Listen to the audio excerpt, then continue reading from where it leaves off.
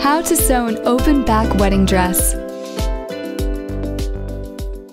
If you are keen on fashion trends, you must surely know that open back evening and wedding dresses are today's most sought after style.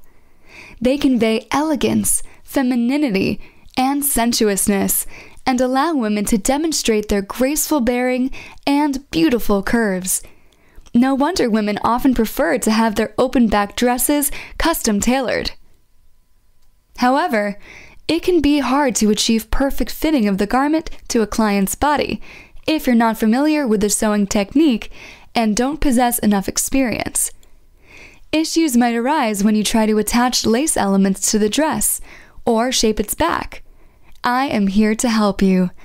First of all, you need to choose a style that suits your client's body type before accepting her order. If you cope with this task successfully, you'll have a better understanding of the construction of the dress and the sewing technique. But let's put first things first.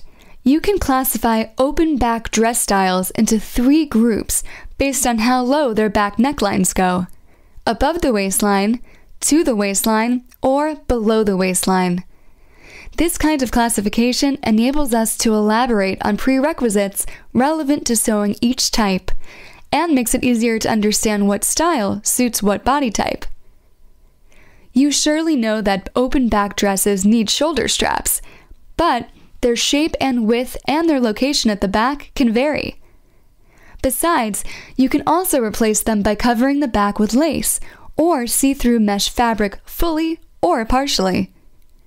We will discuss how to choose the right shape for the straps and lace elements a little later. Here is another essential question that both clients and seamstresses are faced with. What base should I use for the future garment? Should it be a bodysuit, a bodice, or a corset? The answer depends on the client's body. Only her body type can help you decide how low the back neckline of the dress should be, and determine whether a tightening or shaping effect is necessary. Or you can offer her a thin, elastic bodysuit. Whenever you opt for a really low back neckline, reaching below the waistline, make sure you know how to preserve its shape and secure it in place. This could be achieved with the help of a heavy skirt that had pulled down on the dress, or with the help of bodice reinforcements or bodysuit panties that would prevent the dress from jumping up and fix the shape of the neckline. We shall return to body types and dress bases later. And now I'd like to talk about some peculiarities relevant to the process of sewing open back dresses. Let's follow the order of our classification.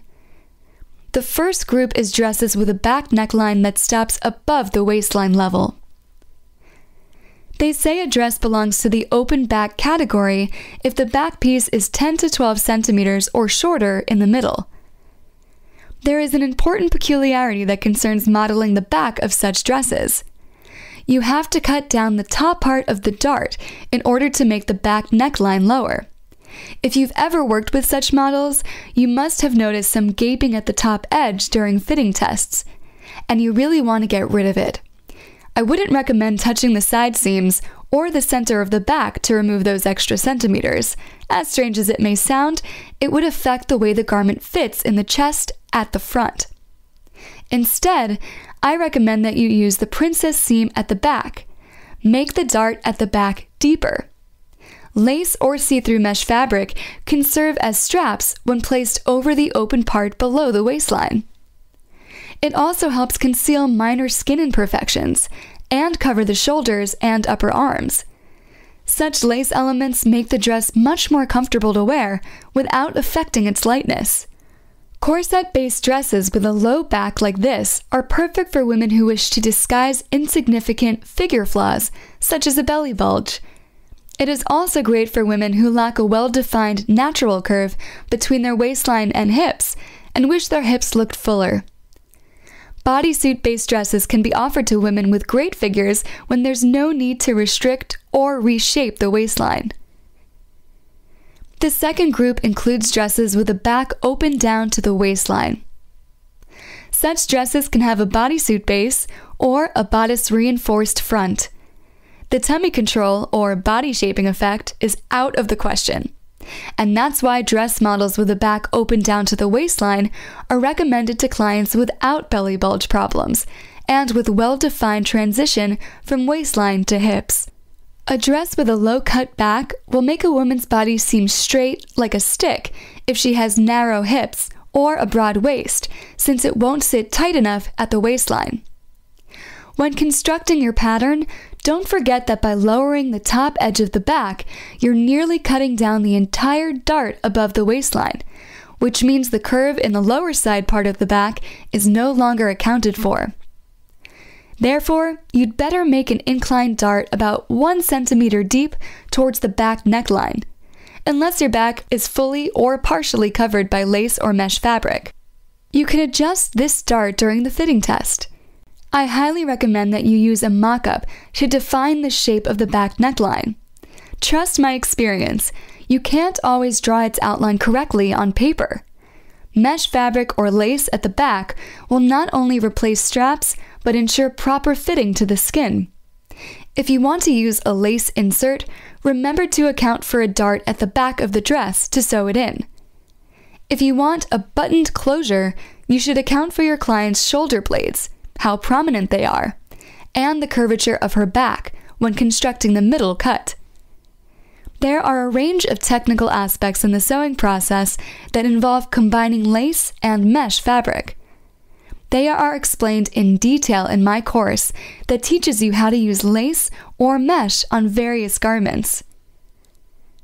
The third group is represented by dresses with a back neckline that ends below the waistline level. Dresses like this place even higher demands on the woman's figure. She needs to have a gracefully arched back, a well-defined waistline, and well-conditioned skin. It's best if your client's back is not too arched, though. Otherwise, it will be hard to achieve good fitting at the back, and especially at the waistline level.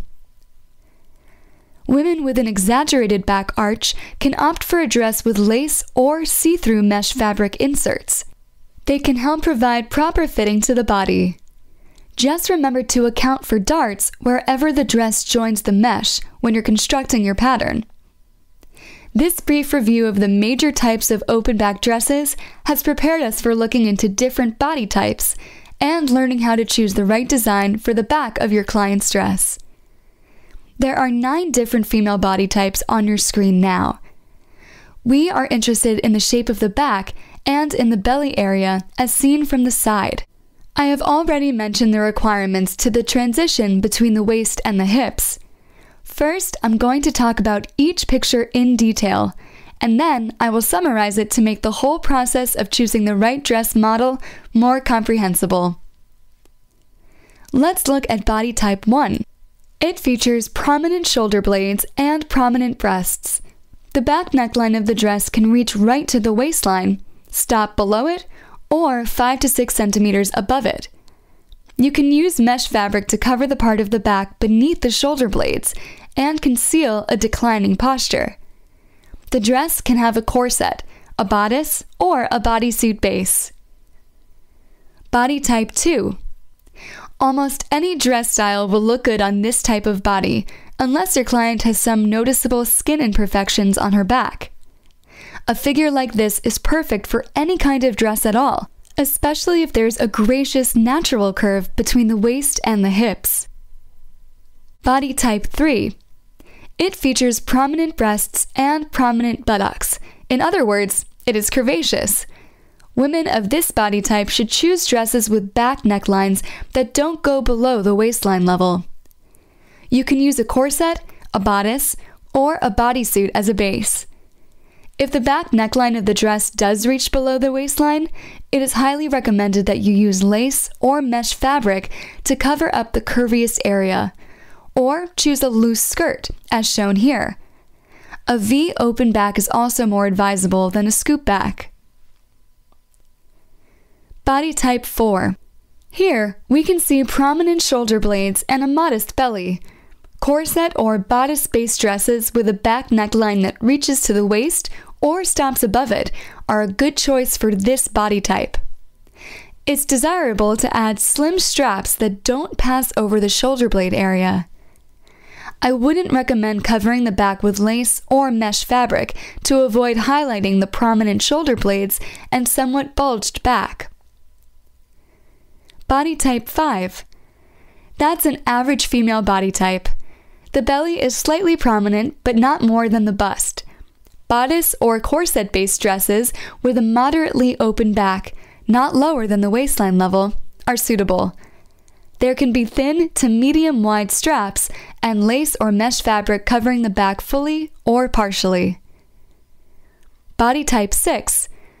It features prominent buttocks and a somewhat prominent belly similar to the previous type. Corset or bodice-based dresses with a back neckline that stops at the waistline or a little above it are the best option. You can add any kind of straps and lace or mesh fabric decor at the back. Body type 7. What we have are prominent shoulder blades and a prominent belly. In this case, I would recommend a corset-based dress with a back neckline that ends at least 7 centimeters above the waistline in order to flatten the belly and reshape the figure. Bodice reinforced or bodysuit-based dresses are not advisable. Avoid emphasizing prominent shoulder blades by using decorative elements. It's best to make a one shoulder strap. It is also a good idea to use halter neck straps and add decorative elements in the upper part of the back near the neck and shoulders.